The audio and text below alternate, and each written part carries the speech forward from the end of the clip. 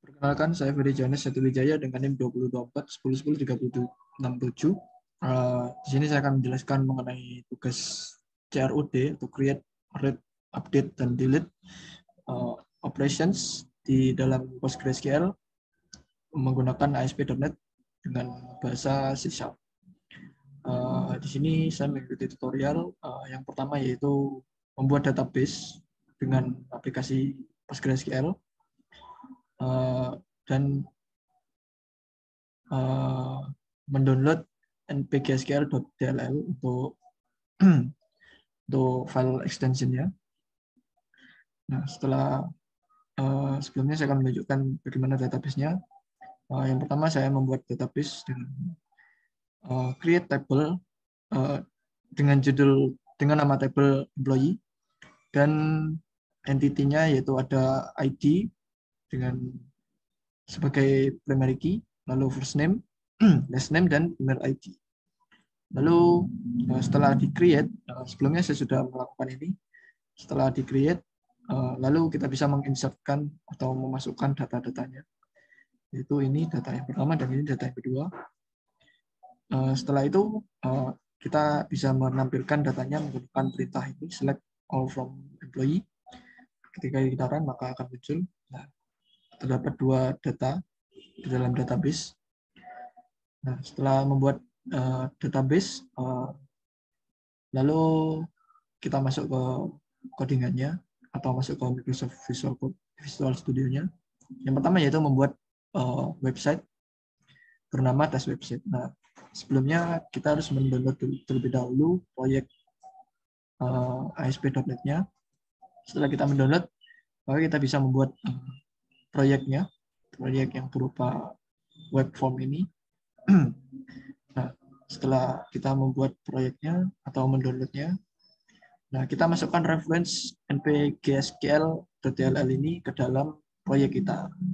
Nah, caranya adalah dengan mengklik kanan ini reference, lalu kita memilih manage nugget new get package. Nah, setelah itu bisa kita browse di sini di sini ada npgsql. Nah, kita pilih yang paling atas yang ada tanda centang biru. Nah, di sini ada tanda centang hijau, berarti artinya latest stable version is installed. Nah, berarti kita sudah menginstal sebelumnya. Saya sudah menginstal. Nah, setelah sudah menginstal itu, maka selanjutnya adalah nah ini ada step 3. Masuk ke step 3, kita masuk ke insertion dari table yang diambil dari PostgreSQL. Nah, setelah kita membuat database tadi, kita bisa memasukkan codingan ini ke dalam file ASP-nya dari proyek kita. Sini yang pertama adalah insertion. Nah, di sini ada insert dan update. Nah, di sini kita bisa memasukkan codingan tersebut yang barusan di tutorial ke dalam form ini, ke dalam body dari insert update ini. Nah, sudah kita memasukkannya, bisa kita lihat di design. Nah, bisa kita lihat di sini insertion ada employee ID, first name, email ID.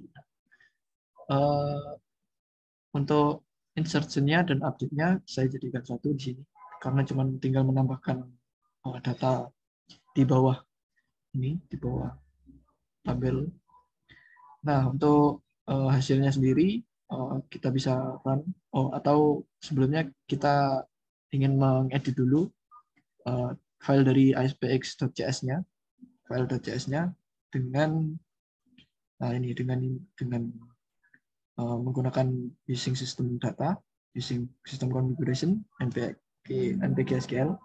Nah, lalu kita tinggal mengkopikan ini ke dalam file atau kita membuat void baru, method baru. Nah, ini protected void button insertion click. Nah, setelah kita membuat kelas ini, lalu kita membuat try dan catch. Di dalam try ini kita bisa insertion after validation. Nah, sini kita menggunakan connection ya, dengan parameter yaitu server localhost yang menjadi server di dalam Postgre kita. Lalu portnya di sini 5432 yang merupakan port default dari PostgreSQL, dan database di sini diambil dari database very nama database-nya.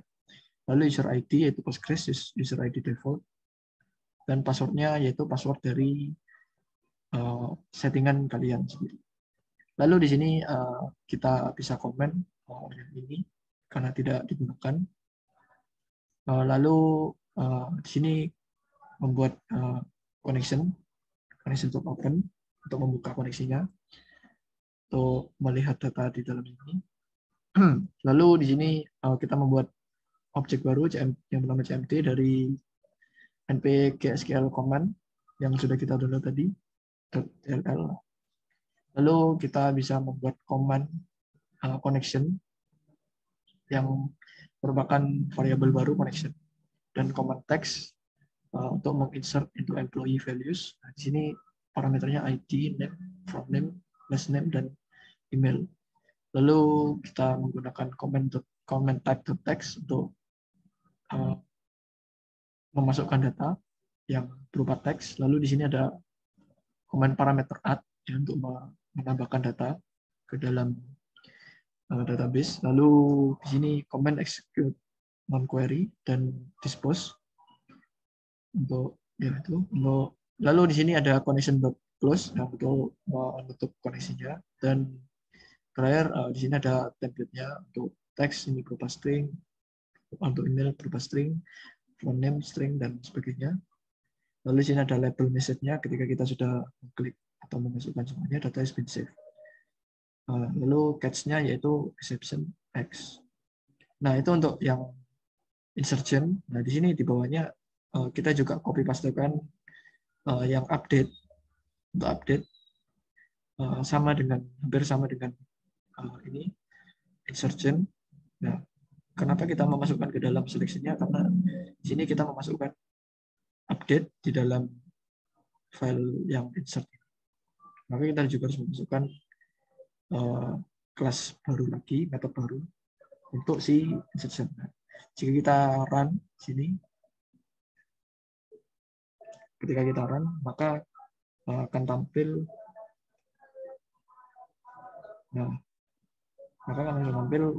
kita akan diarahkan localhost ke localhost. Sini loading. Nah, di sini sudah tampil insertion, ada employee ID dan sebagainya sesuai dengan yang sudah didesain. Nah, di sini kita bisa memasukkan insertion datanya yang berupa employee ID. Kita bisa memasukkan ID ketiga. Lalu ketika kita sudah menginputkan ketiga, maka kita bisa menginputkan yang lain, first name. Jadi saya sudah menginputkan yang lain. Nah, lalu kita bisa menginsert. Nah, di sini data has been saved. Kita bisa lihat data yang sudah di-save di sini. Di select all, lalu kita run. Nah, di sini sudah terinsert ya. Nah, lalu untuk yang update, bisa kita update ini maksudnya kita mengganti data yang sudah ada atau kita bisa menambahkan. Nah, tadi yang ketiga kan Maria Santa. Kita coba ganti dengan Putri atau Asep segala di sini. Kita update. Ini sudah ada notifikasi data has been updated. Lalu jika kita lihat select all from employee, nah di sini terganti Asep Setiawati lagi, maka bisa dikatakan berhasil. Lalu untuk yang selanjutnya, sini saya stop dulu. Nah, selanjutnya sama dengan yang insertion dan selection, kita bisa tinggal copy paste di sini selection atau yang table selection ke dalam file baru selection, atau bisa juga dengan file yang sama. Nah, di sini juga sudah terdapat namespaces untuk si selection-nya. Tinggal kita copy paste juga. Nah, setelah di copy paste di sini selection ya, bisa kita run. Untuk yang selection di sini kita bisa melihat data atau men-select data dari data yang sudah ada. Nah, di sini datanya diambil dari database saya. Nah, jika kita mengklik select all data di sini, maka akan terlihat 3 data yang tadi sudah kita masukkan. Ada Asep, Bagong, dan Asep lagi. Nah, bisa dikatakan sudah berhasil. Lalu untuk yang selanjutnya ada deletion. Dengan konsep yang sama, kita tinggal meng-copy paste. Sini ada deletion. Deletion, kita tinggal copy paste tabelnya. Lalu namespace-nya juga. Ketika sudah di copy paste, maka bisa kita run pada file delete ini, delete back. Nah, jika kita run, deletion ini berfungsi untuk menghapus file data yang ada di dalam database. Select all data, kita bisa melihat datanya terlebih dahulu, mana yang akan dihapus.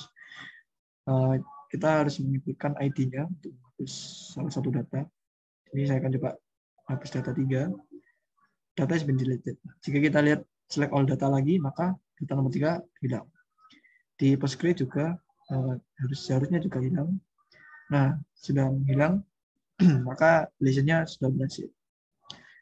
Cukup sekian presentasi dari saya. Kurang lebihnya mohon maaf. Terima kasih.